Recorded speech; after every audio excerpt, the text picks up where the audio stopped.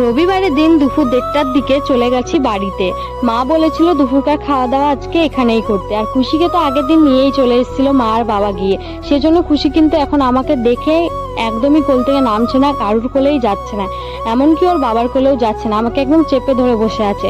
তো মা খুশিকে খাওয়ানোর জন্য নেওয়ার পর এখানে আমি চলে এসেছি রান্নাঘরে বিরিয়ানিটা দেখতে, আর বাবার জন্য আর আমার ছোট ভাইয়ের জন্য সার্ভ করে নিলাম। তো আমি বিরিয়ানিটা না ঠিক করে দিতেই জানিনি, কারণ যার পাতে সলিড মাংস গেছে তো মাংসই গেছে, যার পাতে হাড় গেছে তো গেছেই, ঠিকভাবে আমি সার্ভই করতে পারিনি। তো বাবার ভাইকে দেওয়ার পরে খুশির বাবুকেও দিয়ে দিয়েছি। আর দেখো ও তো খেয়ে বলছে না দারুণ হয়েছে, আর বিরিয়ানিটা মা খুবই সুন্দর করে, আমার তো খুবই ভালো লাগে। আর খুশির বাবুও করেছিল, ওটাও ভালো হয়েছিল, বাট আমার মায়ের হাতে তো কোনো কথাই নেই। আর এখানে দিদাকে খেতে বলছিলাম, বাট দিদা খেতে চাইছিল না, অনেক বলার পরে দিদা এখানে বসেছে।